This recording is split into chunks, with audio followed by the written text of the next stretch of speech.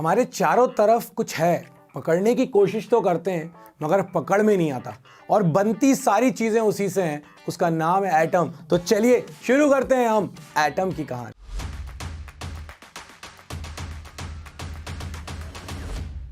शुरुआत कहां से होती है, एंड कहां पर होता है? बहुत सारी चीजें जो है रास्ते में निकलती हुई आती हैं जो सोची भी नहीं होंगी। जे थॉमसन ने भी इलेक्ट्रॉन की डिस्कवरी करी और फिर उन्होंने एक एटम का स्ट्रक्चर बताकर दिया। ऑल्दो वो स्ट्रक्चर बिल्कुल गलत था मगर फिर भी कुछ चीजें ऐसी थी जो आज भी वैलिड हैं। उनके मॉडल में बहुत सिंपल सी बात उन्होंने कही कि यहां पर ना एक्चुअली में जो अपने प्लम पुडिंग होते हैं ना, वाटरमेलन, तरबूज जिसको अपन कट करते हैं तो उसके अंदर सीड्स होते हैं, उसी तरह से कुछ एटम होता है। उसके अंदर पॉजिटिव चार्ज जो होता है वो चारों तरफ ये पॉजिटिव चार्ज है मैटर में, और ये हमारे पास बीच में नेगेटिव इलेक्ट्रॉन्स जो होते हैं वो फिक्स्ड होते हैं। मतलब इनके अकॉर्डिंग एटम जो है वो सॉलिड है, तो एटम में से कुछ भी चीज पास होने वाली नहीं है। ये इनका मॉडल था। इस मॉडल में मगर एक बात बहुत काम की थी जो आज भी वैलिड है, और वो है कि एटम न्यूट्रल है। मतलब कि जितना पॉजिटिव चार्ज था उतना ही नेगेटिव चार्ज था यहां पर। बस इतनी ही बात दिमाग में रखना। जे थॉमसन साहब को अब अपन धन्यवाद देते हैं, थैंक यू बोलते हैं इलेक्ट्रॉन की डिस्कवरी के लिए, मॉडल देने के लिए। ऑल्दो अब मॉडल को रेक्टिफाई करने के लिए हमारे सामने आ गए सर रदरफोर्ड साहब ने क्या करा, उन्होंने एक स्कैटरिंग का एक्सपेरिमेंट किया। उन्होंने क्या करा, उन्होंने यहां पर एक रेडियो एक्टिव मटेरियल लिया जो कि अल्फा पार्टिकल को एमिट कर रहा था।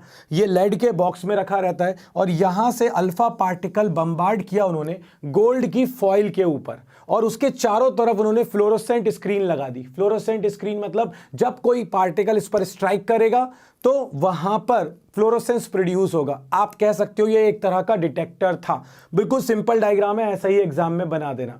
इसके बाद यहां से अल्फा पार्टिकल आया तो उन्होंने क्या ऑब्जर्व किया, उन्होंने देखा कि बहुत सारा 99% अल्फा पार्टिकल तो सीधे चला गया या इधर उधर थोड़ा बहुत डिविएट हुआ। ठीक है, 1% से भी कम, मतलब 99 के बाद जो बचा हुआ 0.9 था वो थोड़ा सा डिविएट हुआ। ये सब स्ट्रेट जा रहे थे बट कुछ थोड़ा सा डिविएट हो गए, इधर हो गए, इधर हो गए। और बहुत ही कम, मतलब लाखों में एक पार्टिकल ऐसा निकला जो अपने पाथ को रिट्रेस कर गया, या फिर उसका जो डिविएशन था वो बहुत ज्यादा था। तो इससे उन्होंने क्या कंक्लूजन निकाला वो अपन अब देखने जा रहे हैं, बट इन्होंने अल्फा पार्टिकल स्कैटरिंग से ये चीज प्रूव करी। अब अगर मैं आपसे कहूं कि आपके पास ये एक रूम है, आपको नहीं पता कि इस रूम के अंदर क्या है, यहां पर आप खड़े हो और यहां पर आपका दोस्त खड़ा है और आप यहां से बॉल्स फेंक रहे हो और आपके दोस्त के पास बॉल्स जा रही हैं, तो आप क्या कंक्लूजन निकालोगे? आप ये सोचोगे कि ये रूम खाली है, कोई पकड़ने वाला ही नहीं है, कुछ चीज रखी नहीं है। क्यों? क्योंकि सारी की सारी बॉल्स तो मेरे दोस्त को मिल रही हैं। तो कुछ इस तरह का ऑब्जर्वेशंस थी, कुछ इस तरह के कंक्लूजन्स निकालकर ये लेकर आए। बट अल्फा पार्टिकल की बम्बार्डिंग गोल्ड फॉइल के ऊपर 99% अनडिविएटेड, 0.9% थोड़े बहुत डिविएटेड, और 0.0000 ऐसे बहुत कम परसेंट में, 1% में 0.0001 है ना, ये सब अपने पाथ को रिट्रेस कर गए। और ये रदरफोर्ड साहब का ऑब्जर्वेशंस थी। अगर इसको थोड़ा और अंदर से समझने की कोशिश करें, अपन जूम करते हैं, अंदर घुस जाते हैं, तो हुआ क्या, यहां पर एक्चुअली में बहुत सारे अल्फा पार्टिकल्स की बम्बार्डिंग हो रही थी। जब अल्फा पार्टिकल्स की बम्बार्डिंग हो रही थी तो उन्होंने ये देखा कि अल्फा पार्टिकल्स बहुत कम ऐसे थे जो डिविएट हो रहे थे। आप देखो सारे अल्फा पार्टिकल्स अपने पाथ से वैसे ही के वैसे फॉलो कर रहे हैं, कुछ अल्फा पार्टिकल अपने पाथ से डिविएट हो गए। और उन्होंने ये देखा कि कुछ ऐसे अल्फा पार्टिकल थे जो बहुत ही ज्यादा एंगल से डिविएट हो गए। ऐसा तभी पॉसिबल है जब अंदर अल्फा पर पॉजिटिव चार्ज था। अगर कोई चीज अंदर बैठी होती जिस पर नेगेटिव होता वो तो पकड़ के रख लेती, बट उन्होंने पकड़ा नहीं, उन्होंने उसको रिपेल कर दिया। रिपेल तो तब करेंगे जब सेम चार्ज होगा। इसका मतलब है कि अंदर एटम के एक बहुत छोटा सा पिद्दू सा पार्ट है जहां पर पॉजिटिव चार्ज है, और वो पॉजिटिव अल्फा को रिपेल कर रहा है। और वो इतना छोटा है कि अगर उसको इमेजिन करो आप, एक क्रिकेट आईपीएल चल रहा है ना, आईपीएल में अगर आप देखो तो एक क्रिकेट का जो स्टेडियम है, जो ग्राउंड है, उस ग्राउंड को अगर आप एटम मानो तो उसके पिच के सेंटर पर एक छोटी सी पिन की टिप को रख दो, उतना छोटा एक न्यूक्लियस होता है। तो कितना छोटा होगा, इसीलिए आपका एम ही नहीं लग रहा था। ठीक, सो बहुत कम अल्फा पार्टिकल बहुत ज्यादा एंगल से डिविएट हुए, बहुत सारे बहुत कम एंगल से डिविएट हुए, और बहुत सारे तो ऐसे हैं जो डिविएट ही नहीं हुए। अब इस चीज को उन्होंने कंक्लूड करने की कोशिश करी। A major fraction of alpha particle bombarded towards the gold sheet passes through it without any deflection.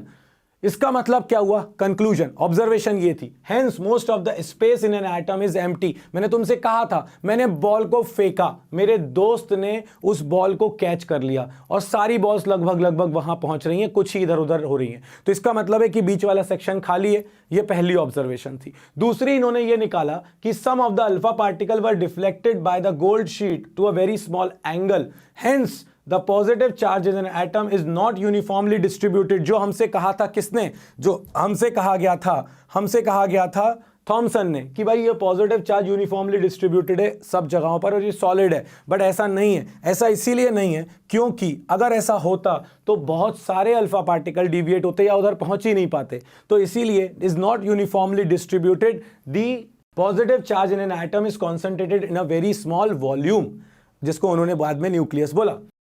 Very few alpha particle were deflected back by angle 180 degree. ये 180 डिग्री है अपने पास, 180 डिग्री से डिविएट हुआ, तो इससे उन्होंने क्या कंक्लूजन निकाला? The volume occupied by the positively charge particle in an atom is very very very small as compared to the total volume of the atom। मैंने तुम्हें बताया ना कि क्रिकेट की पिच के सेंटर पे जो पिन है और जो स्टेडियम है, अगर उसको एटम मानो तो वो पिन इतनी पिद्दू सी जो है ना वो न्यूक्लियस है। तो यार कैसे देख लेता कोई, मगर ये मानना पड़ेगा, क्या एक्सपेरिमेंट है, क्या दिमाग लगाया रदरफोर्ड ने कि एक सिर्फ पार्टिकल की बम्बार्डिंग से, ऑब्जर्वेशन से एटम का एक ऐसा मॉडल निकाल कर लाए, एक ऐसा स्ट्रक्चर निकाल कर लाए जो आज भी वैलिड है। कुछ ड्रॉबैक थे, बट ड्रॉबैक के पहले अगर आपसे कहा जाए ऑब्जर्वेशन एंड कंक्लूजन तो वो लिखिए। अगर आपसे कहा जाए रदरफोर्ड एटॉमिक मॉडल को एक्सप्लेन करिए तो उसमें आप ये सिंपल 3 पॉइंट मेंशन कर दीजिए। तो पहला पॉइंट उन्होंने क्या कहा था अपन से? पहला पॉइंट उन्होंने अपन से ये कहा था कि जो पॉजिटिवली चार्ज पार्टिकल हैं और जिन पर जो सेंटर पर बैठे हुए हैं न्यूक्लियस के और वो वॉल्यूम बहुत ही छोटा है, उसको, उस रीजन को उन्होंने आगे जाकर बोल दिया था न्यूक्लियस। इसके बाद कहानी उठी कि पॉजिटिव तो सेंटर में बैठ गया, फिर नेगेटिव का क्या? तो रदरफोर्ड अकेले नहीं थे, रदरफोर्ड के साथ बहुत सारे लोग थे और उन्होंने बहुत सारे फिजिसिस्ट के साथ कंक्लूजन निकाला कि बैठे, डिस्कस करा और उन्होंने ये कहा कि इलेक्ट्रॉन फिर कहां जाएगा? तो उन्होंने कहा एक काम करो भाई, ये ऐसा पॉसिबल है कि अगर ये पॉजिटिवली चार्ज बहुत कॉर्नर पे, सेंटर पे छोटा सा पिद्दू सा बैठा हुआ है तो इसके चारों तरफ नेगेटिव चार्ज पार्टिकल घूम रहे हैं। और घूम क्यों रहे हैं? घूमने के लिए कौन सा फोर्स चाहिए? सेंट्रीपिटल फोर्स चाहिए, और वो कौन प्रोवाइड करेगा? न्यूक्लियस। न्यूक्लियस इलेक्ट्रॉन को खींचने की कोशिश कर रहा है, सेंटर की तरफ एक फोर्स आएगा, उस फोर्स की वजह से सेंट्रीपिटल फोर्स मिलेगा और वो ऑब्जेक्ट घूमना स्टार्ट कर देगी, सो इलेक्ट्रॉन घूमना स्टार्ट कर देंगे। ये तो स्टार्टिंग की बातें थी, तो स्टार्टिंग की बातों में दिक्कत आना जरूरी थी भाई। होप ऑब्वियसली आप एकदम से इतने फाइनल कंक्लूजन पे कैसे आते?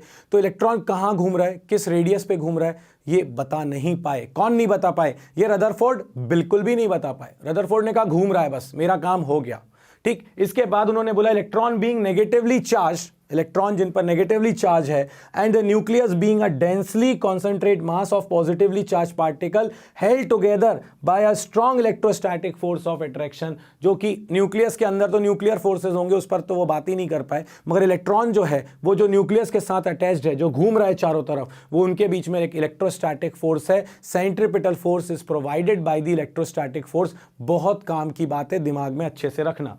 इसके बाद हमारे से पूछा जाता है कि रदरफोर्ड के बारे में आप ये बताइए कि ये जो अल्फा पार्टिकल आपने बम्बार्ड किया इस न्यूक्लियस के ऊपर, अब जब आपने इस न्यूक्लियस के ऊपर अल्फा पार्टिकल की बम्बार्डिंग की तो हुआ क्या?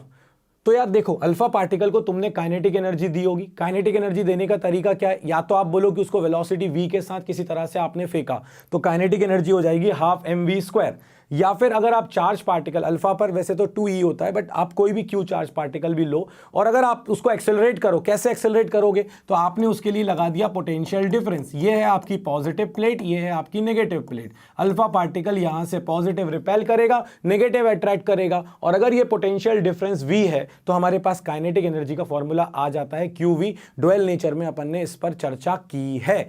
अब अगर अपन देखें यहां पर तो काइनेटिक एनर्जी अपन ने अल्फा पार्टिकल को दी। अब जब ये पास आएगा, जैसे कि इस पेन को मैंने काइनेटिक एनर्जी दी, ऊपर गया, ऊपर जाते जाते जाते जाते जाते इसकी स्पीड कम होती गई ना। क्यों? क्योंकि ग्रेविटी इसको नीचे की तरफ खींच रही थी, अपोजिट डायरेक्शन में एक फोर्स था, तो इसकी स्पीड कम होती गई, कम होती गई, कम होती गई, और टॉप पर जाकर ये जीरो हो गई। जब ये जीरो हुई तो उस पॉइंट पर कौन सी एनर्जी थी? काइनेटिक तो चली गई, ऑब्जेक्ट तो रुक गया। तो अपन ये कहेंगे कि ये काइनेटिक कन्वर्ट हो गई पोटेंशियल में। बस इसी चीज को उठाओ और यहां लेकर आ जाओ, ये है काइनेटिक एनर्जी। अब इसके पास काइनेटिक एनर्जी थी, ये अल्फा पार्टिकल आगे की तरफ गया गया गया गया गया गया गया, और इसकी क्योंकि पॉजिटिव इस पॉजिटिव को रिपेल कर रहा था, तो इसकी काइनेटिक एनर्जी कम होती चली जाएगी, कम होती चली जाएगी। क्या बढ़ता चला जाएगा? पोटेंशियल एनर्जी बढ़ती चली जाएगी, बढ़ती चली जाएगी, और फाइनली इस पॉइंट पर इसकी पूरी काइनेटिक एनर्जी खत्म। वो किस में कन्वर्ट हो जाएगी? पोटेंशियल में। और इसके बाद ये अब और आगे नहीं जा पाएगा, और ये जो डिस्टेंस होगी, इस डिस्टेंस को अपन कहेंगे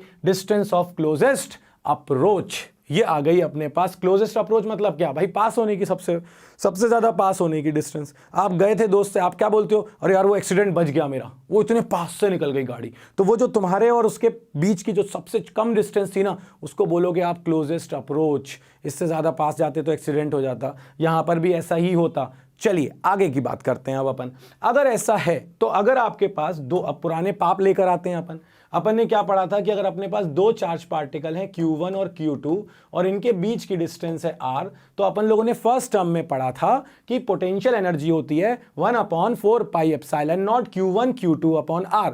Q1 को मैंने क्या लिखा? क्योंकि ये न्यूक्लियस है, न्यूक्लियस के अंदर नंबर ऑफ प्रोटॉन्स होते हैं Z, और चार्ज होता है एक प्रोटॉन पे E, तो इस पर चार्ज हो गया Ze। और इलेक्ट्रॉन पर या अल्फा पार्टिकल पर चार्ज होता है 2E, तो यहां पर मैं लिख देता हूं 2E। ठीक है, सो Q1 हो गया Ze, Q2 हो गया 2E। 1/4 pi epsilon not Q1 Q2 upon R, ये हो गई पोटेंशियल एनर्जी। काइनेटिक एनर्जी को अभी Ke लिखा रहने दो। क्यों? क्योंकि चेंज इन काइनेटिक एनर्जी कितना, यहां काइनेटिक एनर्जी Ke थी, यहां जाके 0 हो गई। और मैग्नीट्यूड से मतलब है अपन को, ठीक है, पॉजिटिव नेगेटिव यहां मत लेकर आना। खैर, इसके बाद क्योंकि हमें डिस्टेंस निकालनी है, डिस्टेंस मतलब ऑलवेज पॉजिटिव, तो अगर आप देखो तो ये डिस्टेंस ही तो क्लोजेस्ट अप्रोच है R। इसको इधर लाओ तो ये हो जाएगा अपने पास ये 2Ze² upon 4 pi epsilon not. यहां से आ जाएगी काइनेटिक एनर्जी नीचे, न्यूमेरिकल में बहुत बहुत बहुत काम आने वाला है। और ये जो काइनेटिक एनर्जी है इसको आप लिख दोगे हाफ mv², इसी काइनेटिक एनर्जी को आप लिख दोगे Q इंटू V। आपके पास जो भी डेटा दिया हो उसके अकॉर्डिंग यहां रख दो, गंदे गंदे फॉर्मूले तैयार हो जाएंगे, बट ये अच्छा वाला फॉर्मूला इसी फॉर्मेट में याद रखना। तो ये हो गई डिस्टेंस ऑफ क्लोजेस्ट अप्रोच। इसके बाद मैंने तुमसे कहा था, क्योंकि भाई आपको रेडियस तो पता ही नहीं, और कोई भी चीज अगर तुमसे मैं कहूं एक्सेलरेट करो, दौड़ो, भागो, तो तुम्हारी एनर्जी डाउन होती चली जाएगी। कैसे डाउन होती जा रही है? क्योंकि तुम्हारी बॉडी का टेम्परेचर बढ़ता चला जा रहा है, वर्क होता चला जा रहा है, तो वो एनर्जी लिबरेट होती चली जा रही है। मैक्सवेल ने यही बात बोली। मैक्सवेल ने कहा कि अगर ये इलेक्ट्रॉन इस न्यूक्लियस के चारों तरफ घूम रहा है, और क्योंकि डायरेक्शन बदल रहा है, और अगर डायरेक्शन बदल रहा है और ये वेक्टर क्वांटिटी है, अगर वेक्टर क्वांटिटी है तो डायरेक्शन बदलने पर एक्सेलरेशन आ गया। वेलोसिटी वेक्टर क्वांटिटी है, डायरेक्शन बदली, चेंज इन वेलोसिटी एक्सेलरेशन, तो ये एक्सेलरेट हो रहा है। अगर ये एक्सेलरेट हो रहा है तो उसको एनर्जी कहां से मिलेगी? कहां से मिलेगी एनर्जी? कहां से मिलेगी? तो एनर्जी उसके अंदर से लिबरेट होती जा रही, कम होती जा रही है। तो भाई जब कम होती जा रही है तो एक टाइम आएगा कि ये धीरे धीरे इसकी रेडियस कम होती चली जाएगी, कम होती चली जाएगी, और ये न्यूक्लियस के अंदर कोलैप्स कर जाएगा। मतलब एटम का जो मॉडल है आपका वो बताता है कि एटम अनस्टेबल है, जबकि एटम तो स्टेबल है। हम भी तो एटम से मिलके बने, फिर क्या, एटम तो स्टेबल है। जब एटम स्टेबल है तो फिर ये कैसे बोल रहे हो आप अनस्टेबल है? मगर इसको समझा नहीं पाए कौन? रदरफोर्ड। इसके बाद जब अपन किसी एटम की बात करते हैं तो एटम के पास होता है एक न्यूक्लियस, और उसके चारों तरफ घूम रहे होते हैं इलेक्ट्रॉन्स। ठीक, अब ये इलेक्ट्रॉन जब घूम रहे हैं एक पर्टिकुलर ऑर्बिट में ही घूम रहे हैं, मगर अभी ये तो बता ही नहीं पाए रदरफोर्ड की कौन से ऑर्बिट की रेडियस क्या होगी। तो इन्होंने क्या करा, इन्होंने कहा कि भाई ये तो कहीं पर भी है, इधर इस रेडियस पे भी हो सकते हैं, इस पर भी हो सकते हैं, इस पर भी हो सकते हैं, इस पर भी हो सकते हैं। बोहर ने बोला था कि डेफिनेट होगी, बट रदरफोर्ड तो बोल ही नहीं पाए। जब एक पर्टिकुलर ऑर्बिट में ये घूम रहे हैं, मान लो इस ऑर्बिट में घूम रहे हैं, जब ये हायर ऑर्बिट में गए और जब ये वापस आते हैं तो अपनी एनर्जी को इमिट करते हैं। क्योंकि कोई भी रेडियस पॉसिबल है तो कोई भी एनर्जी निकल सकती है। इसका मतलब है कि एक एटम से जो जब वो हायर स्टेज में जाकर वापस इलेक्ट्रॉन आएगा तो बहुत सारी वेवलेंथ मिलनी चाहिए, अलग अलग अलग अलग अलग अलग। बट ये देखा गया कि जब हमने पर्टिकुलर एनर्जी इंसिडेंट करी तो हमें एटम से सिर्फ एक ही वेवलेंथ मिल रही थी, सिंगल वेवलेंथ। इसका मतलब है ऑर्बिट फिक्स है, ऑर्बिट जो है, रेडियस है वो फिक्स है, उस पर्टिकुलर ऑर्बिट में ही घूम रहे हैं वो इलेक्ट्रॉन। ये बात जो है ये रदरफोर्ड नहीं बता पाए, स्पेक्ट्रम के बारे में एक्सप्लेन ही नहीं कर पाए। बोहर ने एक्सप्लेन किया, ऑल्दो बोहर ने भी सिर्फ हाइड्रोजन स्पेक्ट्रम पर बातें की, बट यस उन्होंने डेफिनेटली कहा कि नहीं यार स्पेक्ट्रम तो बनता है, और उन्होंने उस लाइन स्पेक्ट्रम की कहानी को भी समझाने की कोशिश करी। ये दो ड्रॉबैक थे रदरफोर्ड के, अदरवाइज रदरफोर्ड साहब के काम को सलाम करते हैं अपन, और बहुत ही मेहनत के साथ उस समय के दौर में, उस समय जब आपके पास एपरेटस बहुत लिमिटेड थे, रिसोर्सेज बहुत लिमिटेड थे, जो डिस्कवरीज इन्होंने की वो बहुत ही काबिल तारीफ थी। उसके बाद आए थे बोहर, बोहर के बारे में बात करेंगे मगर नेक्स्ट वीडियो में।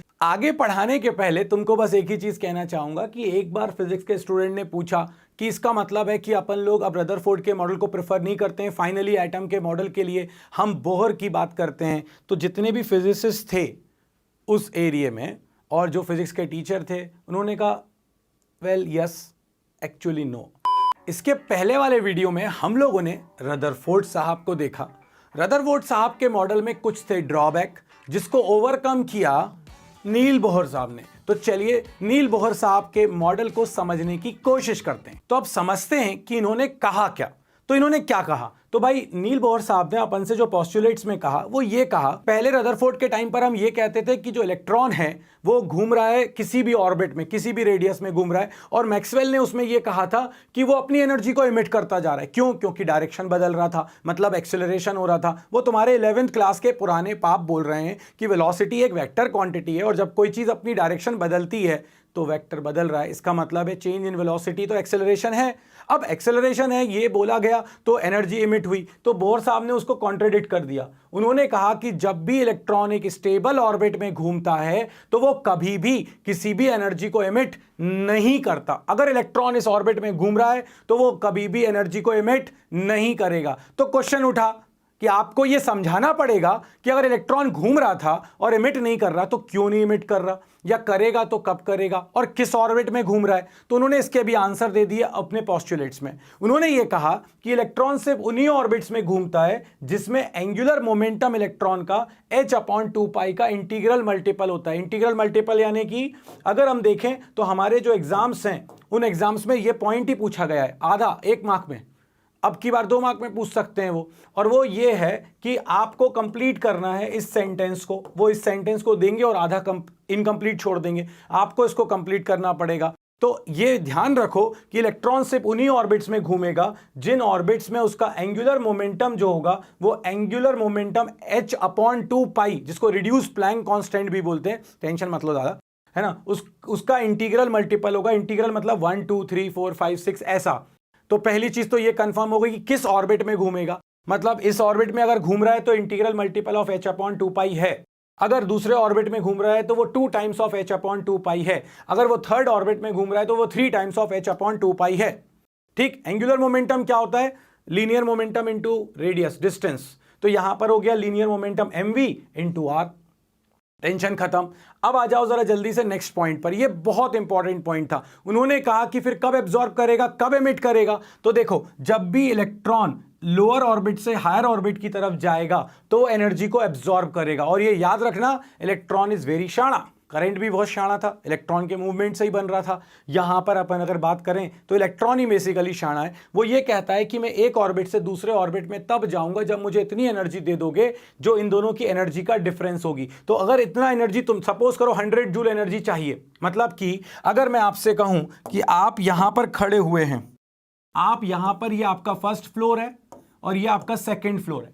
अब आपको अगर एक ऑब्जेक्ट को यहां से यहां पहुंचाना है तो अगर आपको 100 जूल की एनर्जी चाहिए, मान लेते हैं, let us take an example, तो ये जंप तभी करोगे जब 100 जूल की एनर्जी आपको मिलेगी। अगर 90 जूल की एनर्जी मिली तो इलेक्ट्रॉन कहेगा मैं नहीं जाने वाला, मेरे को इतनी एनर्जी नहीं दी तुमने, मैं बीच में हवा में लटकूंगा क्या? नहीं। तो इलेक्ट्रॉन तब एक्साइट होता है, तब हायर ऑर्बिट में जाता है जब उसको इतनी एनर्जी मिलती है जो कि उसको एक ऑर्बिट से दूसरे ऑर्बिट में पहुंचा सके। अब देखो यार, हर चीज का ना वाइसा वर्सा भी होता है। अगर कोई चीज एब्जॉर्ब करके हायर ऑर्बिट में जा रही है तो तुम खुद ठंडे दिमाग से सोचो और बोहर बन जाओ कि अगर वो वापस अपनी स्टेट में आएगा, अगर एक्साइटेड स्टेट से वापस अपनी स्टेट में आएगा तो वो उतनी एनर्जी को रिलीज भी करेगा जितनी एनर्जी को उसने एब्जॉर्ब किया था। तो इलेक्ट्रॉन एब्जॉर्ब तब करेगा जब लोअर से हायर ऑर्बिट में जाएगा, और जब वो हायर से लोअर में आएगा तो उतनी एनर्जी को रिलीज करेगा। मान लो कि ये आपके पास है, इसकी एनर्जी है पहली वाली स्टेट की E1 और दूसरे वाले की E2। तो अगर इलेक्ट्रॉन हायर में जा रहा है तो वो जितनी एनर्जी उसको एब्जॉर्ब करेगा वो एनर्जी होगी E2 माइनस E1, और ये सेम एनर्जी ही वो इमिट करेगा जब वो E2 से E1 में वापस आएगा, और ये हमारे पास अभी काम आएगा ये फॉर्मूला, ध्यान रखना। सो 3 पोस्टुलेट सिंपल से। इलेक्ट्रॉन जब स्टेबल ऑर्बिट में घूमता है तो एनर्जी को कभी इमिट नहीं करता, ना एब्जॉर्ब करता है।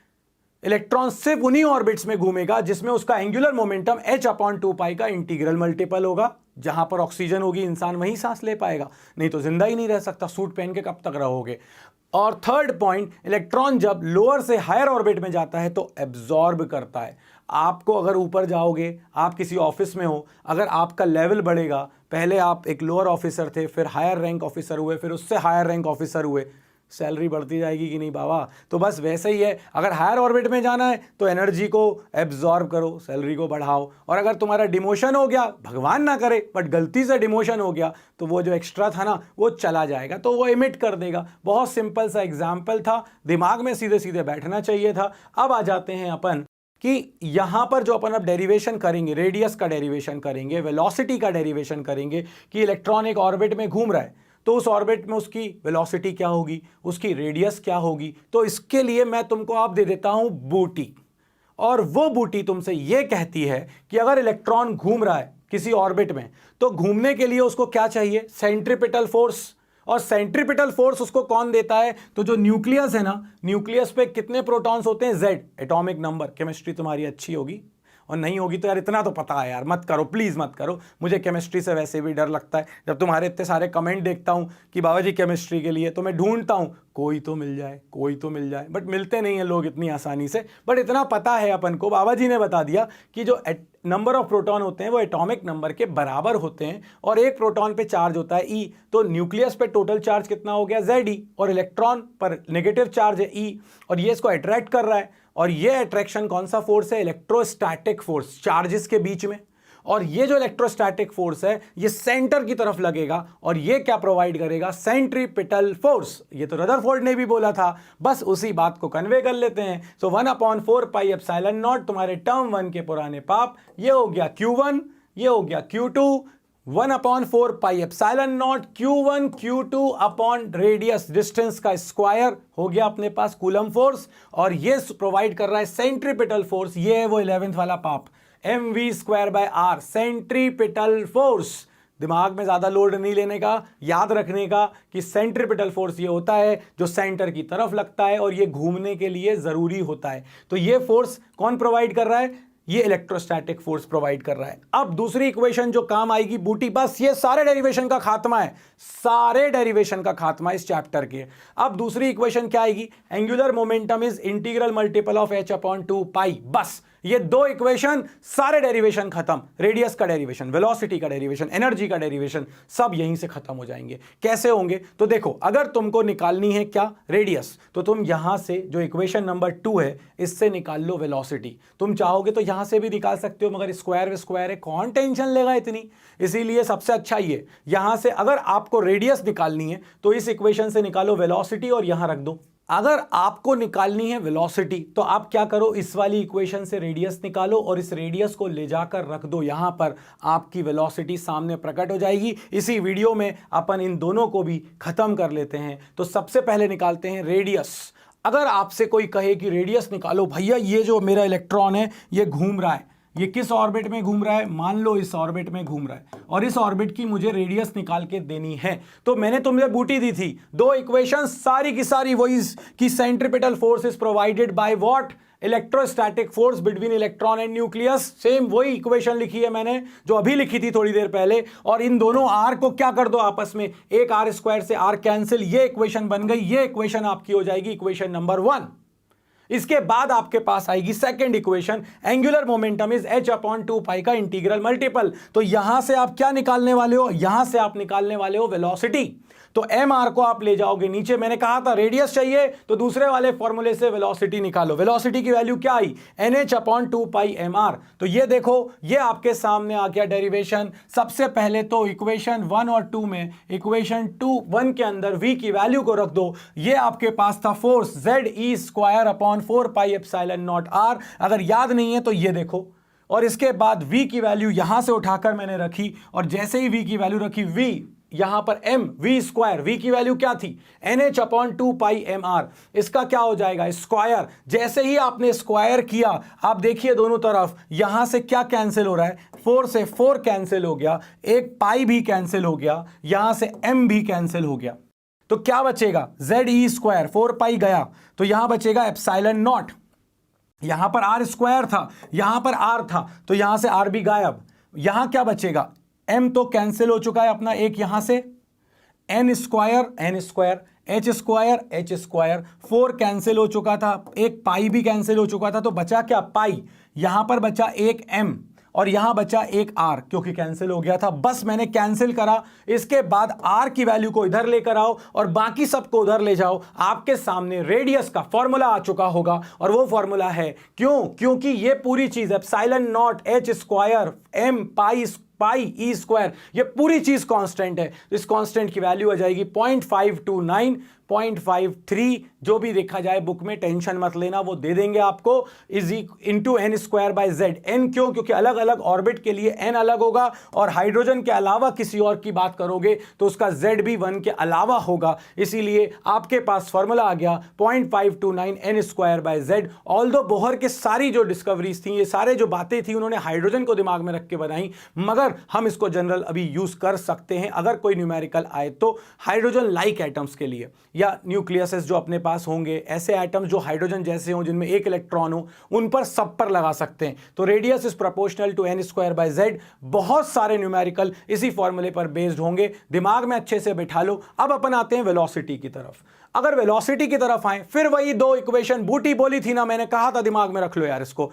Centripetal force is provided by the electrostatic force, ये एक r से एक r कैंसिल, ये बन गई इक्वेशन नंबर 1। दूसरी वाली इक्वेशन क्या है, angular momentum is equal to integral multiple of h/2π। क्योंकि अब वेलोसिटी निकालनी है तो सेकंड वाली इक्वेशन से रेडियस की वैल्यू निकालो, और इस इक्वेशन के अंदर यहां पर रख दो, आपका डेरिवेशन खत्म। देखो Ze²/4πε0r, r की वैल्यू ये थी nh/2πmv जो अपन ने अभी निकाली। ये आर, कौन सी वाली आर की वैल्यू, इस वाली इक्वेशन से, गड़बड़ मत करना। ये जो इक्वेशन है इससे आर की जो वैल्यू आई, ये वाली जो रेडियस निकाली थी वो नहीं, ये वाली वैल्यू v के टर्म्स में, ये हमने निकाली, यहां रख दी, इज इक्वल टू mv²। ये पूरी चीज देखो, ये पाई से पाई क्या हो गया कैंसिल, ये 2 कैंसिल हो गया 4 से, तो ये बचेगा यहां पर 2ε0 nh, और यहां से क्या बचा mv, और ये चला गया ऊपर। जैसे ही ये ऊपर गया तो ये हो जाएगा mvze², 2ε0 nh is equal to mv²। m से m कैंसिल हो गया, एक v भी कैंसिल हो गया, यहां बचेगा v की वैल्यू आ गई Ze²/2ε0 hn। अरे भाई खत्म हो गया आपका डेरिवेशन, और ये पूरी चीज कांस्टेंट है। इलेक्ट्रॉन का charge constant 2 constant, ε0 constant, h constant, सारे कांस्टेंट की वैल्यू रख दी, आपके पास आंसर आया 2.2 × 10⁶ Z/n। कई बुक्स में 2.18 लिखा होता है, कंफ्यूज होने की जरूरत नहीं है। 2.2 × 10⁶ Z/n, यानी velocity is proportional to atomic number upon orbit number, Z/n के प्रोपोर्शनल होती है। इन्हीं दोनों डेरिवेशंस का मैं यूज करने वाला हूं जब मुझे एनर्जी की जरूरत पड़ेगी, बट एनर्जी इस वीडियो में पढ़ाऊंगा तो सब कुछ ऐसी खिचड़ी पक जाएगी। खिचड़ी नहीं पकानी है अपन को रेडियस समझनी थी, अपन को बोहर समझना था, अपन को उसकी वेलोसिटी निकालनी थी इलेक्ट्रॉन की, ये सारी चीजें हमने निकाल ली। अब हमें निकालना है एनर्जी, जो कि हम निकालेंगे नेक्स्ट वीडियो में। तो इस एनर्जी के साथ सारे वीडियोस को देखो दोस्तों, सारे वीडियोस को लाइक करो और दोस्तों से कहो कि आओ यार, कहां तुम इधर पेड कंटेंट पे जा रहे हो, यहां फ्री में वो मिल रहा है जो तुम्हें पेड में नहीं मिलेगा। तो आइए मजे करते हैं। इसी तरह से लाइक शेयर सब्सक्राइब करते रहो। नंबर क्या, नंबर के तो बाप को भी आना पड़ेगा। बिना एनर्जी के होता क्या, लुल हो जाते हैं अपन, ऐसे हो जाते हैं अगर बिना एनर्जी के हो तो। भैया इलेक्ट्रॉन भी जब किसी ऑर्बिट में घूमता है तो उसके पास होती है एनर्जी। तो एनर्जी की बात करने के लिए बाबा जी प्रकट हो गए हैं किसी इलेक्ट्रॉन की किसी ऑर्बिट में। तो चलिए काइनेटिक पोटेंशियल और टोटल एनर्जी के सारे कॉन्सेप्ट को क्लियर करते हैं इस वीडियो में। पढ़ते हैं बढ़ते हैं energy of an electron in an orbit. ठीक, धन हिंदी में बोलते हैं, धन वो वाला धन नहीं बे, हाँ। और अबे तुम हंस मत यार।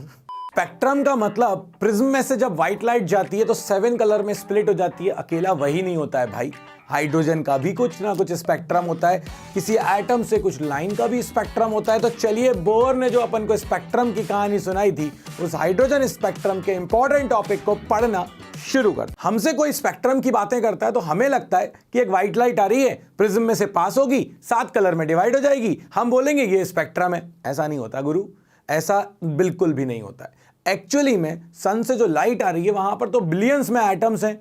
तो एक्चुअल ओरिजिन क्या है स्पेक्ट्रम का, हमें ये लाइट मिलती कहां से है? तो अगर आपके पास हाइड्रोजन का कोई एटम है या आपके पास कोई भी एलिमेंट है, कोई भी एटम है, तो जब वो इलेक्ट्रॉन अपनी लोअर ऑर्बिट से हायर ऑर्बिट में जाता है एनर्जी को एब्जॉर्ब करके, और जब वो वापस आता है तो देखो यार, वो जब हायर ऑर्बिट में जाता है तो अनस्टेबल हो जाता है। जैसे कि अचानक से आपने एक नॉर्मल से कैशियर को बैंक का मैनेजर बना दिया, कुछ भी नहीं किया, बस उठाया और बोल दिया बैंक का मैनेजर बन जाओ।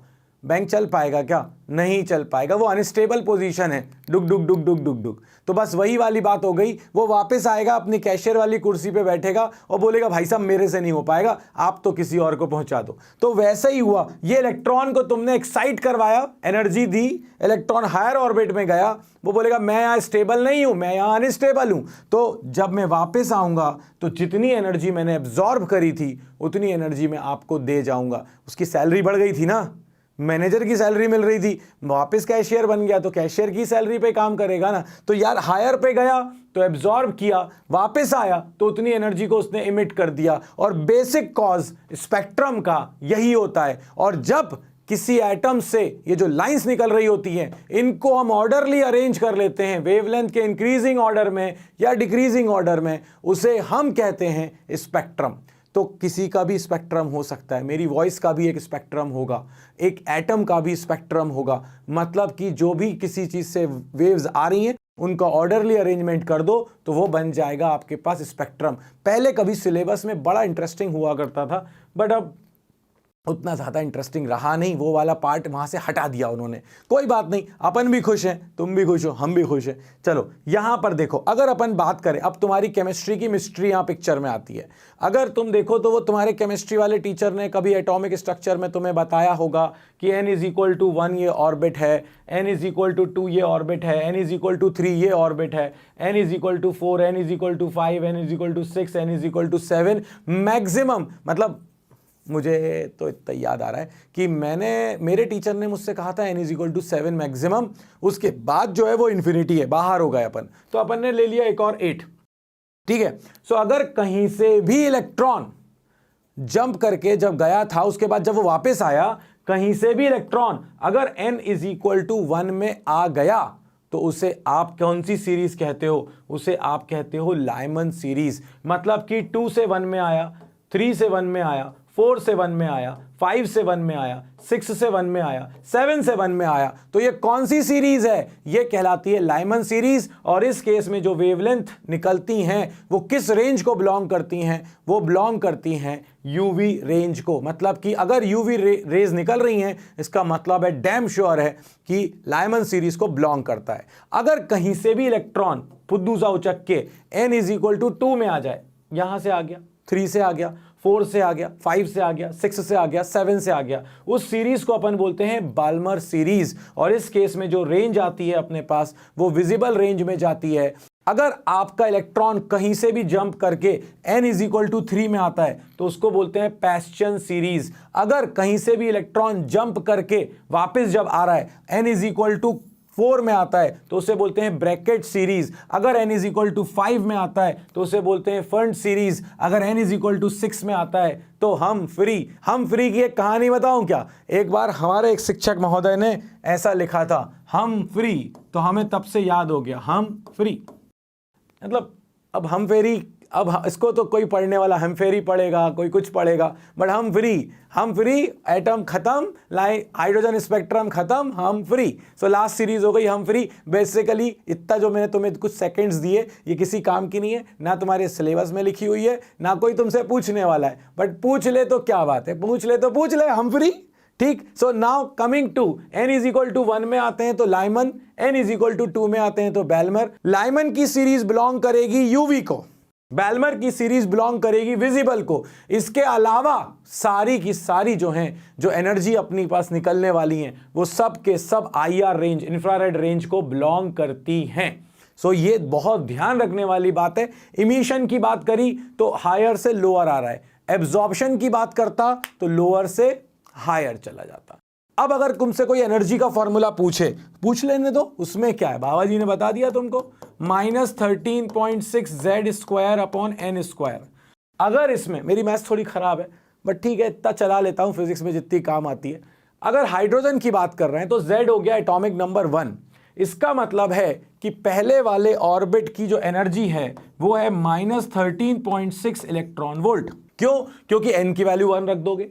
सेकंड वाले के लिए देखो, Z तो 1 है, n की वैल्यू 2 रखोगे, 2 का स्क्वायर 4, तो -13.6 अपॉन 4, यानी कि सेकंड वाले एनर्जी आ जाएगी -3.4 इलेक्ट्रॉन वोल्ट। अगर मैं आपसे कहूं कि थर्ड वाले की कितनी एनर्जी होगी, तो यहां पर अपन 3 रख देंगे, 3 का स्क्वायर हो जाएगा 9, -13.6 अपॉन 9, माइनस का 1.8185 जो भी आ रहा हो, ऐसे ही कुछ आता है 8 के आसपास। अपन गुट्टा मार नहीं पाते भाई, तो इसीलिए डिवाइड कर लेंगे, अपन गुट्टा मारेंगे तो फंस जाते हैं, इसीलिए अपन ने लिख दिया 1.8 समथिंग कुछ आने वाला है। अब यहां पर अगर जो काम की बात है वो ये है, काम की बात ये है कि अगर मैं आपसे कहूं कि इलेक्ट्रॉन को मुझे यहां से ऊपर जंप कराना है तो मुझे कितनी एनर्जी देनी पड़ेगी, तो जो दोनों की एनर्जी लेवल का डिफरेंस है, भाई ऑफिसर की सैलरी थी आपके पास 10,000, मान लेते हैं मैनेजर की सैलरी है 90,000, तो आपको कितने का हाइक देना पड़ेगा? 80,000 रुपीज का। तो आप अगर 80,000 रुपीज का हाइक दो, ऑफिसर बन गया आपका मैनेजर, दैट्स इट। सो वैसे ये इलेक्ट्रॉन यहां से यहां तब जाएगा, मैंने कहा था इलेक्ट्रॉन इज वेरी शाणा। इलेक्ट्रॉन कहता है इसकी एनर्जी है -13.6, इसकी है -3.4, इनके बीच का जो गैप है वो है 10.2 इलेक्ट्रॉन वोल्ट का। मुझे 10.2 इलेक्ट्रॉन वोल्ट दो, इससे कम दोगे नहीं जंप करूंगा, इससे ज्यादा दोगे तो भी मैं उतना ही लूंगा जितना मुझे चाहिए। मैं बीच में हवा में लटकने वालों में से नहीं हूं, इतना डेढ़ शाणा होता है अपना इलेक्ट्रॉन। तो यहां पर ये क्लियर हो गया कि इलेक्ट्रॉन हायर ऑर्बिट में कब जाता है। अब ये जो अपने पास वापस आ रहा है तो इतनी एनर्जी इमिट करेगा, कितनी वेवलेंथ को इमिट करेगा, किस वेवलेंथ को इमिट करेगा, तो उसको निकालने के लिए ये आ गया अपने पास एक छोटा सा पिद्दू सा डेरिवेशन। सारी कहानी वहीं से चल रही एनर्जी से। अगर आप देखो, अगर सपोज करो हायर लेवल है अपना E2 से E1 में आ रहा है, N2 से N1 में इलेक्ट्रॉन आ रहा है, तो डेल्टा E क्या हो जाएगा? E2 माइनस E1, यही एनर्जी है, यही एनर्जी डिफरेंस है, और यही एनर्जी डिफरेंस जब वापस आ रहा है तो निकलेगा। एनर्जी का फॉर्मूला क्या था तुम्हारे पास? बिल्कुल भी याद नहीं होगा तुम सबको, मुझे भी पता है, मुझे भी याद नहीं था, मोबाइल में देख के लिखा मैंने, बिल्कुल झूठ नहीं बोलता तुम लोगों से, गुट्टा मार नहीं सकता तुम्हारा बाबा। तो एक काम करना, 2 मिनट लगते हैं इसको डिराइव करने में, पिछले वीडियो में मैंने तुम्हें तरीका बताया था, निकाल लेना, आराम से लिख लेना, अपने पास बहुत सारा टाइम है। अपन रिटर्न पेपर लिख रहे हैं, MCQ नहीं कर रहे हैं, और MCQ कर रहे होते और फिर कोई ये पूछ रहा होता तो वो गुग्गू है। चलो इसके बाद अब एनर्जी E2 यानी N2 लेवल पर है, तो यहां पर N2 आ जाएगा, बाकी पूरी कहानी सेम। अगर आप E1 की बात करो तो N1 एनर्जी लेवल है अपना, ये जो ऑर्बिट है, तो यहां पर N की जगह पे आ गया N1, so E2 minus this, और E1 की वैल्यू में यहां N1 रख दिया। अब जब दोनों को तुम माइनस करोगे तो गुरु, इस दुनिया में 2 राक्षसों से हमेशा बच के रहना, एक डेसिमल, दूसरा नेगेटिव। ये न्यूमेरिकल या डेरिवेशन किसी की भी कभी भी कुछ भी कर सकते हैं, क्योंकि प्लस की जगह तुम कब माइनस कर जाते हो और कब 10 की पावर में जरा सा डेसिमल इधर का उधर होता है, पूरा न्यूमेरिकल उड़ जाता है। तो यहां पर ये माइनस माइनस क्या हो जाएगा? प्लस। माइनस माइनस क्या हो जाएगा? प्लस। हिंदी में बोले तो धन। ठीक है। सो नाउ अब यहां पर m⁴ z square 8 epsilon not square h square दोनों में से कॉमन, माइनस माइनस हो गया था, प्लस n1 वाले को पहले लिख दिया, n2 वाले को बाद में लिख दिया, बिल्कुल ठीक है। अब एनर्जी का फॉर्मूला hc/λ, डी ब्रॉगली के टाइम पर बहुत करा है ना, डुअल नेचर में बहुत इसको संभाला अपन ने, तो अब याद हो गया होगा मुझे, इतना याद हो जाता है मुझे, है ना। सो ये hc अपने पास डिवाइड में आ जाएगा, जैसे ही hc डिवाइड में आएगा तो ये पूरी चीज कांस्टेंट है z के अलावा। कौन सी चीज? m⁴ टेक्नोलॉजी का फायदा देख रहे हो आप, मतलब अगर मैं व्हाइट बोर्ड पे लिख रहा होता तो अभी इतने अच्छे से क्या समझा पाता। अब देखो कितना बढ़िया अपने हाईलाइट वाईलाइट भी हो जाती हैं चीजें।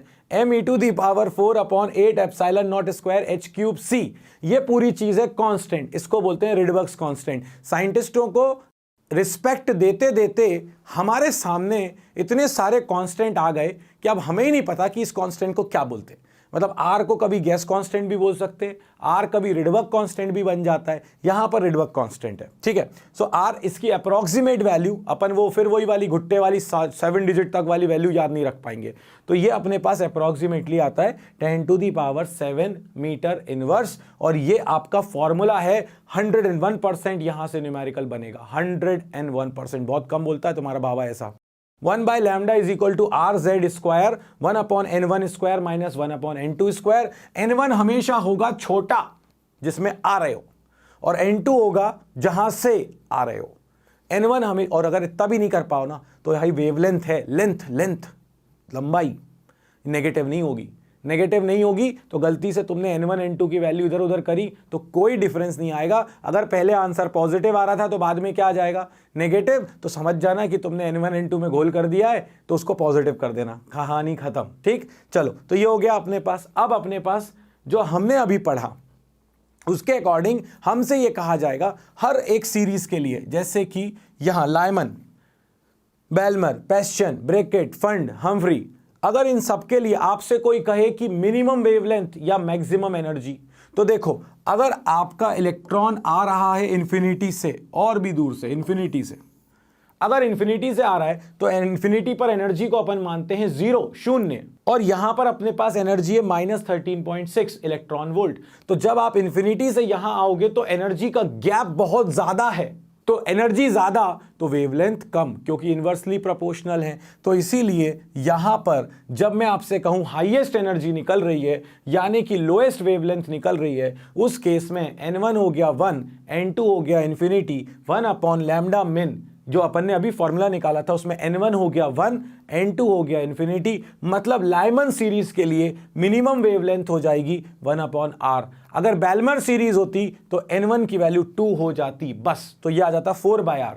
अगर ये पेस्चन सीरीज, ब्रैकेट सीरीज होती, अगर ये पेस्चन सीरीज होती तो बस ये ही चीजें बदलती, n1 बदलता, आंसर आता चला जाता। अब मैं आपसे कहूं लोएस्ट एनर्जी की बात करें तो लोएस्ट एनर्जी कब? जब आप जस्ट बाजू वाले से आओगे, इस केस में एनर्जी का डिफरेंस सबसे कम है तो वेवलेंथ सबसे ज्यादा होगी। अगर ऐसा है इसका मतलब है कि n1 हो गया 1, क्योंकि लाइमन सीरीज की बात कर रहे हैं, और n2 हो गया अपने पास 2। इस केस में अगर आप यहां पर वैल्यू रखो, अब तुम में से कई लोग सोच रहे होंगे z कहां गया, तो z तो भैया हाइड्रोजन का एटॉमिक नंबर था 1। अब n1 हो गया 1, n2 हो गया तुम्हारे पास 2, क्यों? क्योंकि बाजू वाले से ही आ रहे हो, तो ये 1 माइनस 1/4 ये हो जाएगा 3/4। गुग्गो ये 4 ऊपर, ये 3r नीचे, लैम्डा मैक्स आ गया 4/3r। ये मैक्सिमम वेवलेंथ है, लोएस्ट एनर्जी है लाइमन में। इसी तरह आप बेल्मर में निकाल सकते हो, इसी तरह पेस्चन, ब्रैकेट, पेस्चन, फंड, इन सब में निकाल सकते हो, तो निकाल ले जाना भैया। इसी तरह एटम जो है वो हो चुका है खत्म। अबे रुक जा, कर लेंगे, चलने दे, मूड बन जाते थोड़ा रिकॉर्डिंग का, फिर करेंगे। तो हंस मत बे, शेखावत हटा देना। ये नहीं, जरूरी नहीं है कि सारी चीजें बड़ी हो और फिर उनके अंदर बहुत कुछ हो। एक बहुत छोटी सी चीज के अंदर भी दुनिया है, और अभी तो वहाँ पर यूक्रेन के अंदर और कहीं पर नॉर्थ कोरिया के अंदर बहुत सारे न्यूक्लियर वेपन्स पर बातें हो रही हैं, वहाँ बातें हो रही हैं। चलिए अपन न्यूक्लियस को समझ लेते हैं। जब हम न्यूक्लियस की बात करते हैं तो एक्चुअली में ये हमने केमिस्ट्री में भी पढ़ा है कि ये पॉजिटिव पार्टिकल और एक न्यूट्रल पार्टिकल। पॉजिटिव पार्टिकल को हम कहते हैं प्रोटॉन और वो जो न्यूट्रल है उसको हम कहते हैं न्यूट्रॉन। एक्चुअली में हमारा प्रोटॉन और न्यूट्रॉन ये दोनों मिलकर बनाते हैं हमारा न्यूक्लियस।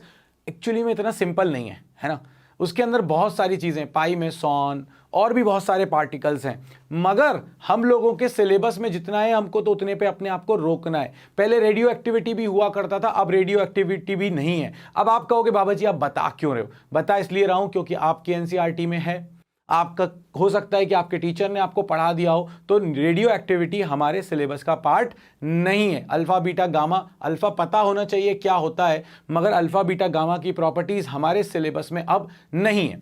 चलिए तो बढ़ जाते हैं आगे। तो हमने कहा कि प्रोटॉन और न्यूट्रॉन से मिलकर बना हमारा न्यूक्लियस। ठीक, न्यूक्लियस के चारों तरफ घूम रहे थे इलेक्ट्रॉन्स, बिल्कुल ठीक है। तो अगर अपन देखें तो न्यूक्लियस का बिल्कुल सिंपल, कुछ स्क्रीनशॉट लेने की जरूरत नहीं है, सब कुछ नोट्स में मिलेगा।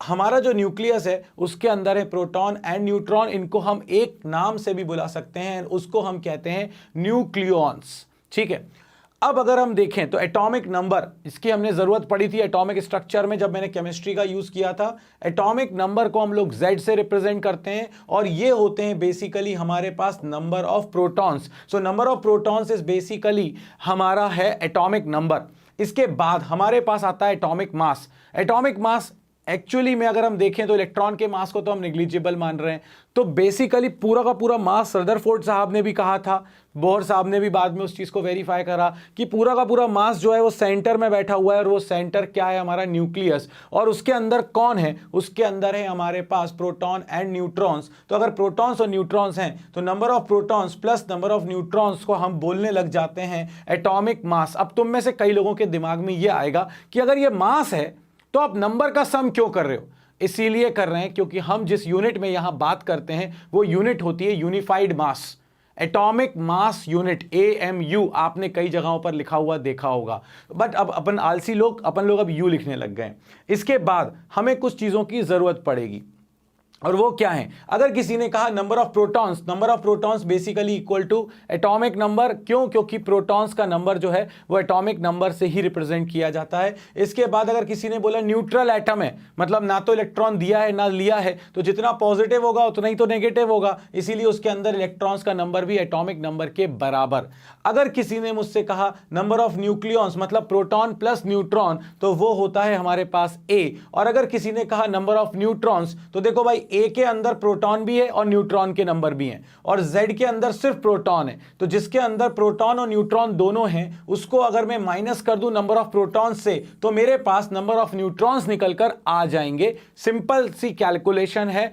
क्या होता है हमारे पास? न्यूक्लियस प्रोटॉन और न्यूट्रॉन से मिलकर बना होता है। प्रोटॉन पर पॉजिटिव चार्ज होता है, न्यूट्रॉन न्यूट्रल होता है। अब कैसे ये स्टेबल होता है इस बारे में ज्यादा मत सोचना, क्योंकि इसकी स्टेबिलिटी को लेकर भी कई पैरामीटर्स हैं। न्यूक्लियर फोर्सेस होते हैं, यहां पर इलेक्ट्रोस्टैटिक फोर्स नहीं होता न्यूक्लियस के अंदर, नहीं तो पॉजिटिव को रिपेल करता और न्यूक्लियस बूम भाम भूम खत्म, सब एटम अनस्टेबल हो जाते हैं। ऐसा नहीं होता, वहां न्यूक्लियर फोर्सेस होते हैं। उस पर अपन को बात नहीं करनी, इसीलिए नहीं करनी, कभी किसी दिन करेंगे, बहुत इंटरेस्टिंग है, मगर अभी हमारे सिलेबस का पार्ट नहीं है। अब आ जाते हैं अपन लोग कुछ ऐसे क्वेश्चंस की तरफ जो हमसे पूछे जाते हैं।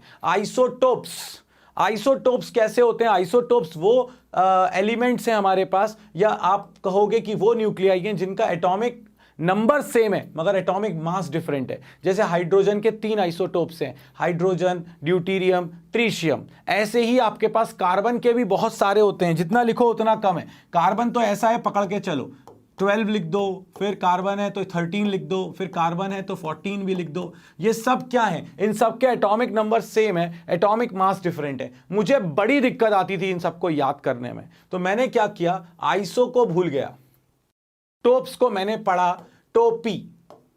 ठीक है, सो जिसमें अब यह है तुम्हारे बाबा जी की बूटी, और बूटी क्या कहती है? जिसमें टोपी डिफरेंट हो।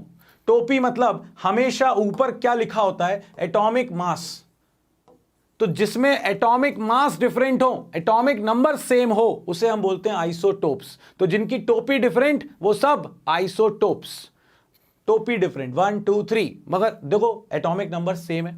अगर मैं आपसे बात करूं आइसोबार्स की, आइसोबार्स वो होते हैं, बार्स को मैं याद रखता था बेस, गलत है, बिल्कुल गलत है, मगर याद रखने के लिए कोई बुराई नहीं है, मुझे याद रहेगा, मुझे इससे ही मतलब है। पेपर में मुझे मार्क्स चाहिए और ये मुझे डेफिनेशन याद होनी चाहिए। अब वो किसी भी तरीके से आप याद करवा दो, तो मैंने याद कर लिया इसको, आइसोबार्स, बार्स का बेस पकड़ लिया। बेस मतलब कि नीचे क्या लिखा होता है, एटॉमिक नंबर। तो ऐसे जिनके एटॉमिक नंबर डिफरेंट हो, एटॉमिक मास सेम हो, उन्हें हम कहते हैं आइसोबार्स।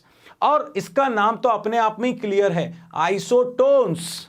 टोन्स मतलब न्यूट्रॉन्स, यहां से जोड़ो उसको। तो जिसमें नंबर ऑफ न्यूट्रॉन्स सेम हो उनको हम बोलेंगे, उन न्यूक्लियाइड्स को अपन बोलते हैं आइसोटोन्स। जैसे 14n7, अगर इसको डिफरेंस निकालो, 14 - 7 कितना आया, 7।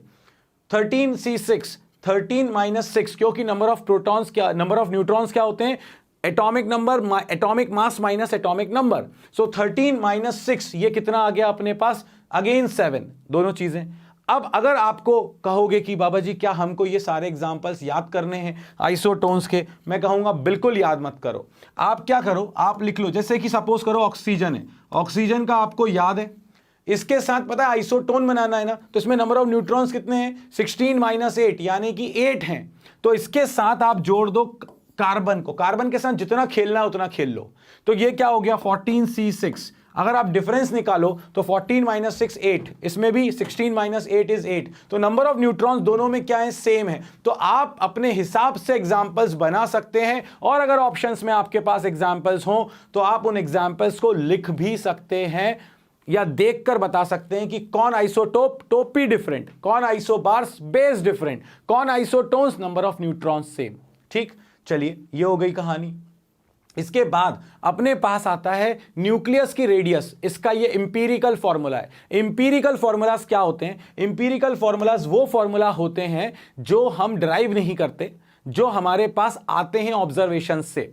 तो हमारे पास रेडियस का फॉर्मूला आ गया न्यूक्लियस की, R0 a⁻1/3। ए क्या है, एटॉमिक मास, R0 क्या है, एक कांस्टेंट, इसकी वैल्यू आपको दी जाती है 1.2 फर्मी, 1.4 फर्मी, जो भी दी हो आपको R0 की वैल्यू।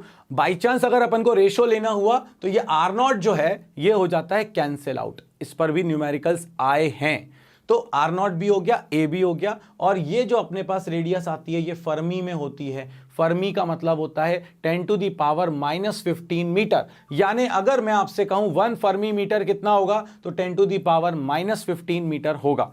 अब जो इस वीडियो का सबसे इंपॉर्टेंट सेक्शन है वो आ गया है, जहां पर अपन बात करेंगे न्यूक्लियस की डेंसिटी की। न्यूक्लियस की डेंसिटी क्या होती है, डेंसिटी होती है मास अपॉन वॉल्यूम। ठीक, वो तो सिंपल है, हमें पता है, आप हमें कुछ नया बताओ। तो देखो नया बताता हूं तुमको, हमारे पास ए क्या था, atomic mass, number of protons plus number of neutrons, मगर वो जो यूनिट थी वो यूनिट थी यूनिफाइड मास, U। और 1U क्या होता है, अगर तुम लोगों को कुछ याद आ रहा हो तो 1U अपने पास होता है, 1U होता है हमारे पास 1/12 of mass of carbon nucleus. C12 nucleus के जो 1/12 होता है उसके मास के बराबर होता है अपने पास 1U। ठीक है, इसकी वैल्यू केजी में निकालोगे तो वो आती है अप्रॉक्सीमेटली 1.67 इंटू 10⁻⁻27। तो यार ये जो U वाला मास था ना, ये नंबर ही था हमारे पास, क्योंकि हमने लगभग मास ऑफ प्रोटॉन और मास ऑफ न्यूट्रॉन इक्वल मान लिया था, जबकि दोनों अलग अलग होते हैं और मास ऑफ न्यूट्रॉन थोड़ा सा ज्यादा होता है। तो अगर मैं आपसे कहूं मास चाहिए मुझे, तो ये क्या है हमारे पास, ए क्या था हमारे पास, ए था हमारे पास एटॉमिक मास, मतलब number of protons plus number of neutrons, और एक न्यूक्लियॉन का मास हमारे पास हो गया स्मॉल m, 1.67 इंटू 10⁻⁻27 kg। तो ये आपको मिल गया number which is actually mass but unified mass, उसको आपने m से कर दिया मल्टीप्लाई, तो आपको मिल गया टोटल मास। टोटल मास को आपने डिवाइड कर दिया टोटल वॉल्यूम से, तो ये 4/3 पाई आर क्यूब। क्यों? क्योंकि हम तो हम जो हमारा न्यूक्लियस है उसको तो हम स्फेरिकल मान रहे हैं। अगर आपने यहां रख दिया और r की वैल्यू को यहां रखा, तो देखो जैसे ही r का क्यूब करोगे यहां पर, तो m into a 4/3 pi, r का क्यूब हो गया r0, a to the power 1/3 का क्यूब, r0 का क्यूब हो जाएगा r0 क्यूब, a की पावर 1/3 का क्यूब करोगे तो 3 से 3 cancel, a to the power 1 बचेगा और ये a से a हो जाएगा कैंसिल। आपके सामने ये आंसर आ जाएगा। अब आप कहोगे कि बाबा जी आपने ये बताया क्यों है हमें? ये मैंने तुम्हें इसीलिए बताया क्योंकि ये 2 मार्क का रीजनिंग का बेहतरीन क्वेश्चन है जो ये कहता है कि प्रूव करो nuclear density is independent of atomic mass. और यहां पर देखो आप, इस पूरे के पूरे न्यूक्लियर डेंसिटी में हमने कुछ नहीं किया, m इंटू a, एक न्यूक्लियन का मास केजी में into number of nucleons upon volume करा और r की वैल्यू रख दी। यहां पर जो फॉर्मूला आ रहा है उसमें कैपिटल A दोनों जगह गायब है। अगर मैं आपसे कहूं, जो कि इन्होंने पूछा भी है, कि सोडियम की न्यूक्लियस की डेंसिटी और यूरेनियम के न्यूक्लियस की डेंसिटी और हाइड्रोजन के न्यूक्लियस की डेंसिटी क्या रेशियो होगा, तो यह रेशियो हमेशा 1:1:1 होगा। क्यों? क्योंकि न्यूक्लियस की डेंसिटी कभी भी मास नंबर पर या एटॉमिक नंबर पर डिपेंड नहीं करती। 3 कांस्टेंट, m कांस्टेंट, 4 कांस्टेंट, पाई कांस्टेंट, r0 भी कांस्टेंट है। तो ये हमारे पास था बेसिक सी बात कि न्यूक्लियस की रेडियस क्या होती है, न्यूक्लियस की डेंसिटी क्या होती है। अब हमारे पास जो नेक्स्ट आएगा वो आएगा मास डिफेक्ट, अब आएगा हमारे पास बाइंडिंग एनर्जी। मगर इस वीडियो में तो इतना ही काफी है, तो चलिए नेक्स्ट वीडियो में अपन लोग मास डिफेक्ट, बाइंडिंग एनर्जी पर चर्चा करेंगे, न्यूक्लियर फिशन, न्यूक्लियर फ्यूजन पर चर्चा करेंगे। इस वीडियो को तो अपन अब यहीं रोकते हैं, मिलते हैं नेक्स्ट वीडियो में। तब तक के लिए बाबा जी की तरफ से जय हो।